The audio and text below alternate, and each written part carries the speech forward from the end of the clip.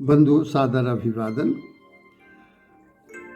प्रश्न है, पलायन आखिर कब तक, स्थानांतरण कब तक?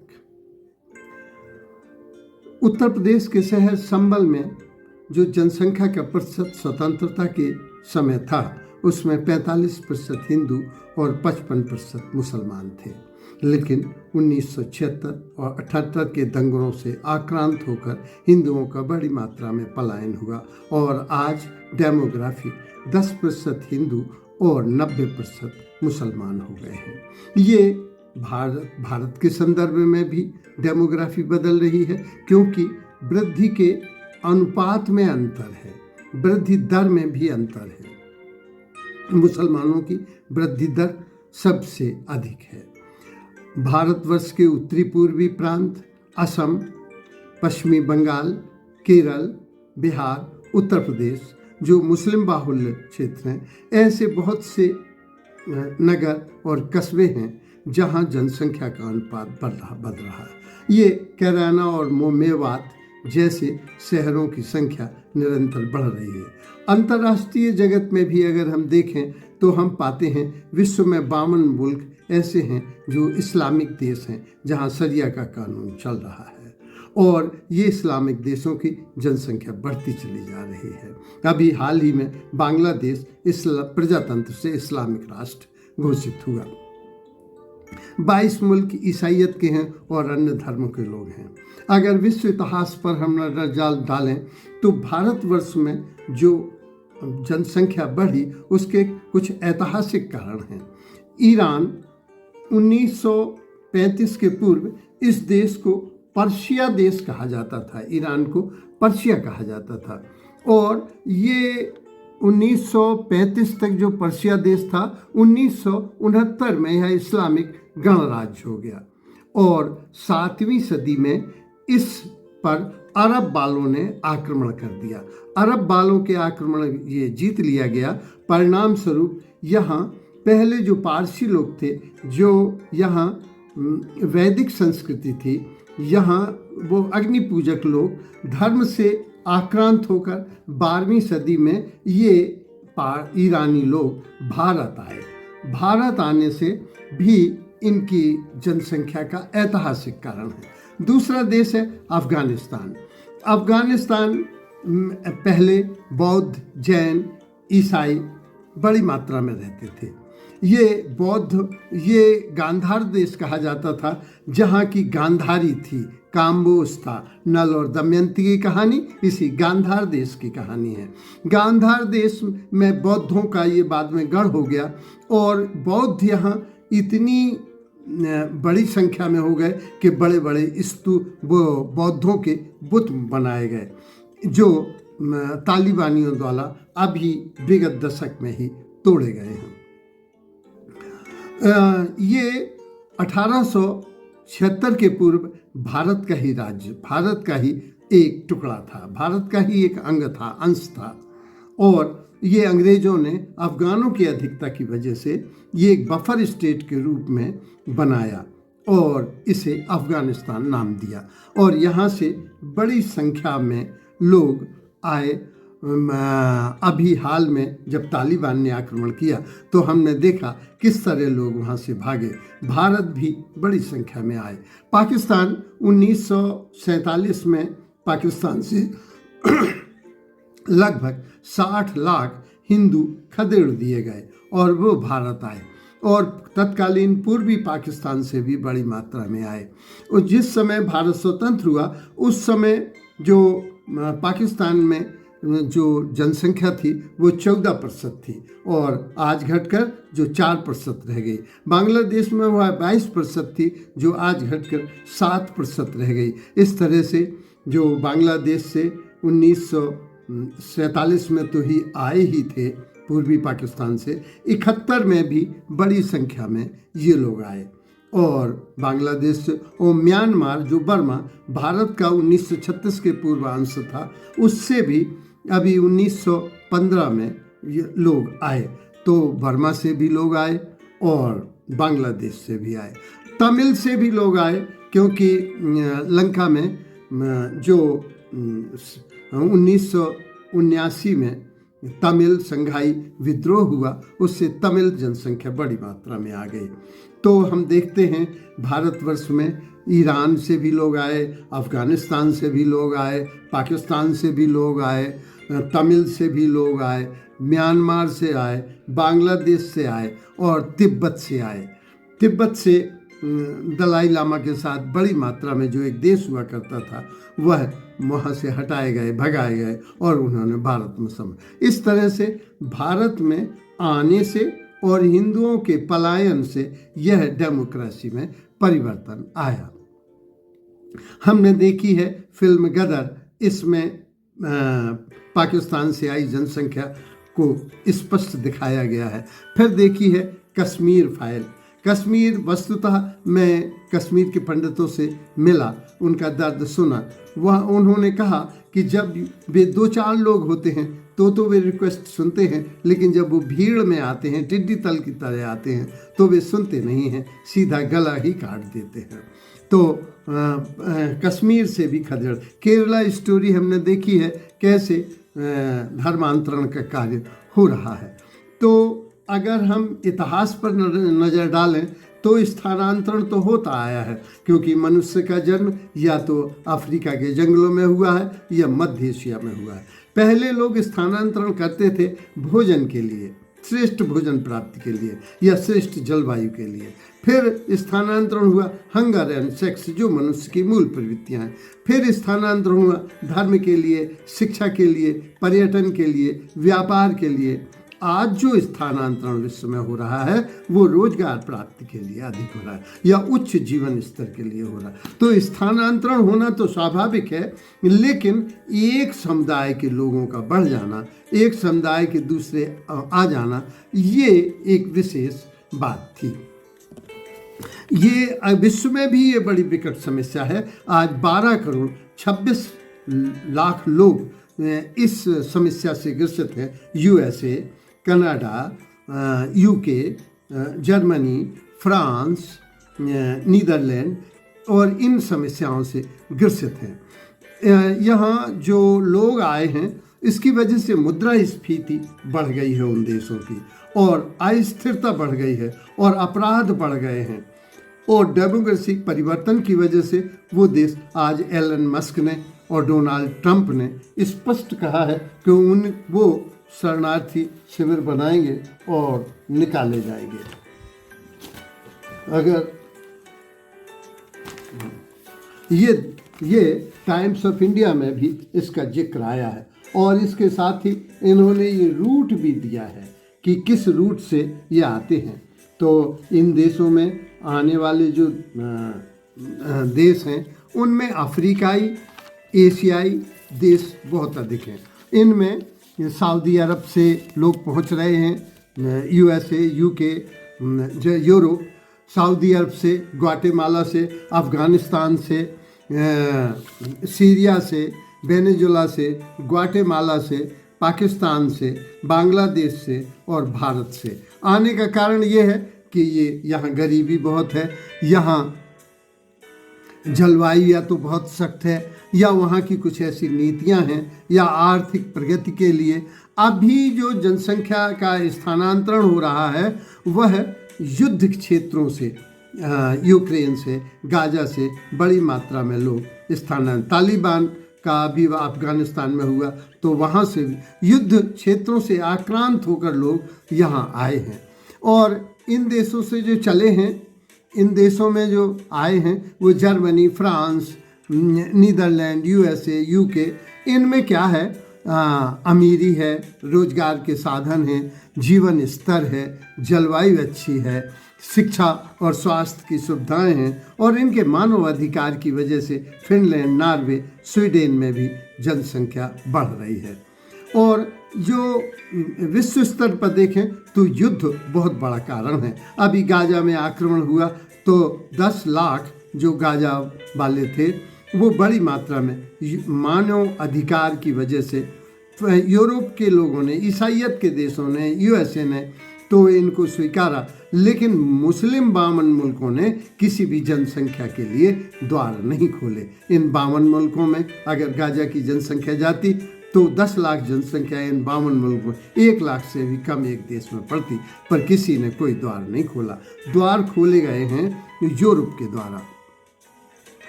मुस्लिम क्षेत्रों से बड़ी मात्रा में लोग स्थानांतरण क्यों कर जाते हैं? इसका कारण ये है, कश्मीर से हमने देखा कि 12वीं सदी में पारसी धर्म पीड़ित हुए, अफगान में बौद्ध पीड़ित हुए, पाकिस्तान में हिंदू पीड़ित हुए। ये बहन बेटियों की सुरक्षा के लिए आ जाते हैं, अपनी प्राण रक्षा के लिए आ जाते हैं। जबरन कब्जा हो जाता है ज़मीन पर, मकान पर, दुकान पर, अपराध होते हैं और हत्याएं होती हैं। इस वजह से अपराधों की संख्या बढ़ जाती है, जिससे आज यूरोप के राष्ट्र भी, फ्रांस भी आक्रांत है, जर्मनी भी आक्रांत है। और यूके में अभी जो शरिया की अदालत चल रही है, उनसे यूके गवर्नमेंट भी है। एलन मस्क और डोनाल्ड ट्रंप इनको अभी 20 जनवरी के बाद शरणार्थी शिविर लगाने वाले हैं। इसमें 12 करोड़ 26 लाख लोग शरणार्थी के रूप में इन देशों में हैं। ज़्यादातर ये मुस्लिम देशों से आए हैं। भारत में मुस्लिम जनसंख्या बढ़ने का कारण ये है कि यहाँ की कुछ नीतियाँ ऐसी रहीं। पहले नागरिकता जन्म के आधार पर होती थी। बर्मा, लंका, पाकिस्तान, पूर्वी पाकिस्तान, अफगानिस्तान, ये भारत के ही अंश थे। तो जो इस देश में जन्मा है वो इसका नागरिक है, इसलिए बड़ी मात्रा में लोग आ जाते थे, और यहाँ तक कि अपराधी लोग भी। फिर 1900 जो संशोधन हुआ 1955 में, उसमें माता पिता में से कोई एक पिता या माता होना चाहिए। इस तरह से जनसंख्या नीतियों में परिवर्तन 55, 86, 92, 2003 और 2015 में हुए, जिसमें CCA कानून आया, जो सिटीजन अमेंडमेंट एक्ट। ये बड़ा उपयोगी है और इसका लागू होना बहुत ज़रूरी है। अब प्रश्न उठता है कि इस समस्या का समाधान क्या है? पहले समाधान ये था कि हिंदू अलग कर दो, मुसलमान अलग कर दो, क्योंकि ये दो भिन्न संस्कृतियां हैं, दो भिन्न धर्म हैं। 1937 में OHK स्पेट ने जो एक रेखा खींची थी मुस्लिम बाहुल्य क्षेत्र की, अविभाजित भारत की, उसी को 1947 में सीमा रेखा मान लिया गया। और ये माना गया कि गांव-गांव, शहर-शहर मुसलमान और हिंदू हैं। हिंदुस्तान पाकिस्तान 2 भागों में कैसे बढ़ सकता है? तो ये था कि जो जहाँ पर हैं वे अल्पसंख्यक शासन उनकी रक्षा करेगा। लेकिन स्वतंत्र होते ही पाकिस्तान ने अपने को इस्लामिक राष्ट्र घोषित किया और हिंदू बड़ी मात्रा में खदेड़ दिए गए। पूर्वी पाकिस्तान से भी बड़ी मात्रा में हिंदू खदेड़े गए। 1971 में भी खदेड़े गए। इस तरह से ये आए हुए जो थे वो NRC और NPR में डिटेंशन टेंशन किया है, लेकिन इसमें जो खर्च हो रहा है वो बहुत बड़ी मात्रा में हो रहा है। उससे भारत की अर्थव्यवस्था डगमगाई जा रही है। तो आना भी कारण है और हिंदुओं का पलायन भी कारण है। तो इस समस्या के समाधान के लिए क्या हो सकता है? क्योंकि ये पहला समाधान के अलग अलग कर दो, अब अलग अलग संभव हो नहीं सकते। रविन्द्रनाथ टैगोर ने कहा था कि तुम हिंदू मुस्लिम में बांट दो, फिर हिंदुओं को 4 वर्णों में बांटना पड़ेगा, फिर एक एक वर्ण में 36 टुकड़े हैं, फिर उनमें विभाजित करना पड़ेगा, तो फिर जैनिस्तान बनेगा और खालिस्तान बनेगा, और हिंदुस्तान और हिंदुओं का फिर ब्राह्मणस्तान, और ये इस तरह से कितनी दीवारें बनाओगे, इन दीवारों में सांस लेना मुश्किल हो जाएगा। और भारत में, मैं भी भूगोल का प्रोफेसर रहा, भारत में बहुत से संसाधन हैं, लेकिन ये संसाधन तभी उनका सही उपयोग हो सकता है जब हिंदू मुस्लिम मूर्ताओं से हम मुक्त रह सकें। भारत प्रगति करेगा अगर इस मूर्ता से मुक्त। तो इसके लिए सॉल्यूशन क्या है? सॉल्यूशन पहला ये है कि डेमोग्राफी का संतुलन बनाया जाए। जहाँ मुस्लिम बाहुल्य क्षेत्र है वहाँ, जैसे भोपाल मध्य प्रदेश में था, जबलपुर, ग्वालियर, इंदौर उससे अच्छे शहर थे, लेकिन राजधानी इसलिए बनाया गया कि वो मुस्लिम स्टेट थी, मुसलमान ज़्यादा थे। जब मध्य प्रदेश की उसे राजधानी बनाया तो ये बैलेंस पूरी तरह से बैठ गया। तो जिन स्थानों पर, जिन शहरों में हैं, उसे जिला केंद्र या तहसील केंद्र या बड़ा अस्पताल या स्कूल या तीर्थ कुछ ऐसा बना दिया जाए जिसकी वजह से संतुलन हो सके। संतुलन बहुत ज़रूरी है। तीसरा, क्लस्टर बनाने से रोकना चाहिए। क्या होता है, मुस्लिम मोहल्ले में लोग हैं तो हिंदू छोड़कर चले जाते हैं, तो ये क्लस्टर नहीं होना। मुसलमान मोहल्ले में हिंदू रहें, हिंदू मोहल्ले में मुसलमान रहें, जैसे कॉलेज में होता है या स्कूलों में होता है। कोई हिंदू मुस्लिम की अलग क्लास नहीं होती है, ये सब एक ही क्लास में होते हैं। एनसीसी में होती है, फौज में होता है, अस्पताल में होता है, हमारे अदालतों में एक ही सिविल कोर्ट है। तो कहना चाहिए कि हमको क्लस्टर नहीं बनने देना चाहिए। तीसरा है, शिक्षा का प्रसार होना चाहिए, क्योंकि शिक्षित जब नहीं होते तो ये मुल्ला, मौलवी, पंडित इन लोगों को बहुत गुमराह कर देते हैं। हमने एक कहानी सुनी कि एक पंडिताइन जा रहे थे बैलगाड़ी से, बैलगाड़ी रोकी जिहादियों ने, उन्होंने पूछा कि तुम लोग कौन हो? तो पंडित जी बोले हम मुसलमान हैं। तो पत्नी को समझ में आया कि जान बचाने के लिए झूठ बोल दिए, लेकिन उन्होंने कहा तुम जिहादियों ने कहा कि मुसलमान हो तो कुरान की एक आयत सुनाओ। तो उन्होंने गा के यदा यदा धर्मस्य ग्लानिर्भवति सुना दिया, गीता का। तो पत्नी ने पूछा, उन्होंने कहा जाइए, तो पत्नी ने पूछा कि हुआ क्या? बोले तरन्नुम या राग तो दोनों की एक ही है, और अगर इन्होंने कुरान पढ़ी होती तो क्या ये जिहादी होते?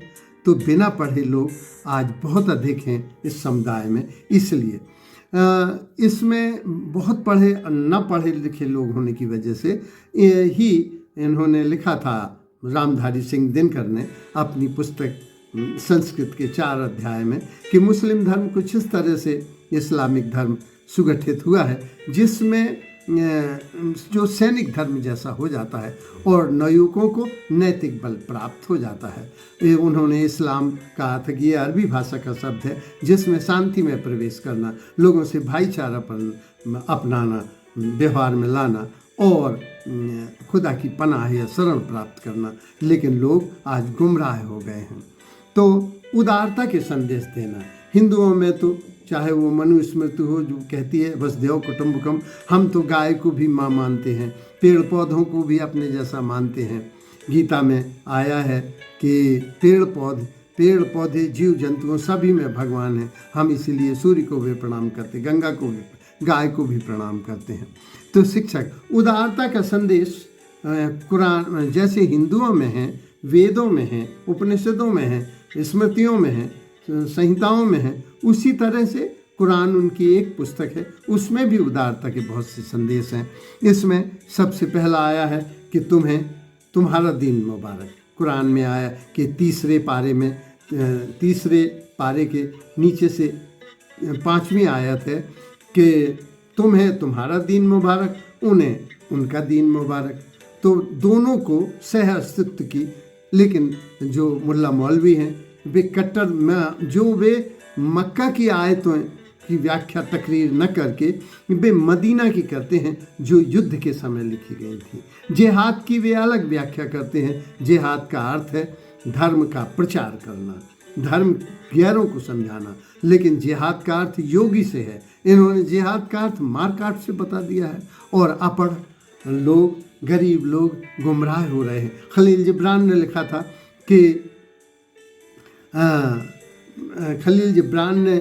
था कि वो देश दयनीय है जहाँ जातीय और धर्म राष्ट्र से बड़े हो जाते हैं। तो संविधान से लोग कुरान को बड़ा मानने लगते हैं, परिणाम स्वरूप दुष्परिणाम होते हैं।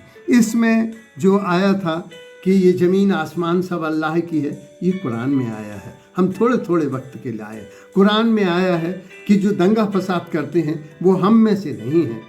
ऐसी आयतों की तकरीर न करके, व्याख्या न करके दूसरी आयतों की व्याख्या करते हैं, इससे कट्टरता फैलती है।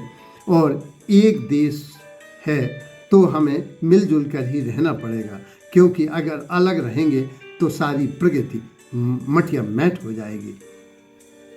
इन्होंने कुरान में आया कि जो परिंदों को पानी पिला, हदीस में कुरान आया कि जो परिंदों को पानी पिलाएंगे उन्हें जन्नत नसीब होगी। जो मखलूक को प्यार करते हैं, माने भगवान की बनाई हुई कृति को प्यार करते हैं, अल्लाह उन्हें प्यार करेगा। ऐसे श्रेष्ठतम संदेश भी आए हैं, इन संदेशों की व्याख्या होनी चाहिए।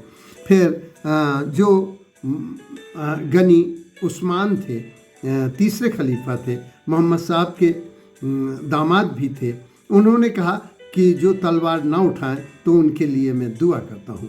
तो शांति का संदेश देने के भी बहुत से उपाय हैं। इस तरह से इन्होंने कहा कि जो सब्र रखते हैं खुदा उनके साथ होता है। तो कुरान में भी बातें आई हैं। अन्य जो आया है कि हमें राष्ट्रीय त्योहारों को महत्व देना चाहिए। 26 जनवरी, 15 अगस्त, खेल कूद, सिनेमा में सभी धर्मों के लोगों को जोड़ना चाहिए। साहित्यकारों की ड्यूटी है कि वे शिल्पकार, साहित्यकार, संगीतकार कि वे इसमें एकता लाने का प्रयास करें। इसमें जो मदरसा हैं या सरस्वती विद्यालय हैं या जैन धर्म के स्कूल हैं जो मात्र धर्म की शिक्षा देते हैं, वस्तुतः वे एक धर्म विषय, एक धर्म का ज्ञान होना तो एक आँख जैसा है, कुएं का मेंढक की तरह है। हमें विविध धर्मों का ज्ञान होना चाहिए। हिंदुओं को कुरान पढ़ना चाहिए, बाइबल पढ़ना चाहिए, मुसलमानों को गीता पढ़ना चाहिए, रामायण पढ़ना चाहिए, बाइबल पढ़ना चाहिए, ताकि हम उदार हो सकें। हमारी जो यूसीसी है या वन नेशन वन इलेक्शन या वन टैक्स, जीएसटी, शिक्षा नीति एक जैसी होनी चाहिए, न्याय एक जैसे होना चाहिए, कानून एक जैसा होना चाहिए, ताकि सभी को एक रास्ता में आ सकें। राजनीतिक चरित्र में गिरावट आ गई है। आज राजनीति और धर्म, खलील जिब्रान ने कहा था राजनीति और धर्म जो शिकार हो गई है षड्यंत्र की, क्योंकि छुटभैया नेता इसमें बहुत अपने को अच्छा मान लेते हैं। डॉक्टर अंबेडकर ने आरोप लगाया था कि नेहरू जी को केवल मुसलमानों की चिंता है। तो ऐसे नेता आज पैदा हो गए हैं जिन्हें केवल मुसलमानों की चिंता है या जिन्हें केवल दलितों की चिंता है। राष्ट्रीय चरित्र के नेता हमें विकसित करना चाहिए। रामधारी सिंह ने कहा था कि नैतिक बल हमें प्राप्त होना चाहिए, नैतिक चरित्र प्राप्त होना चाहिए और नैतिक करेक्टर से ऊंचे लोगों को, जैसे इस अभी की बात है, कोई हम द्वापर त्रेता की बात नहीं कर रहे, शास्त्री जी, गुलजारी लाल नंदा जैसे करेक्टर राजनीति में आए हैं। तो हिंदू तो स्वभाव से नैतिक है, हिंदू स्वभाव से उदार है और उदारता उसका प्रमाण है कि हिंदू मोहल्लों से मुसलमान नहीं भागते। लेकिन जो हिंदू आज कट्टर हुआ है वो प्रक्रिया में हुआ है। तो मुसलमान कट्टरता की शुरुआत करते हैं और हिंदू बाद में कट्टर हो जाता है। तो कट्टरता से बचकर हमें उदारता की ओर लाना है। धन्यवाद।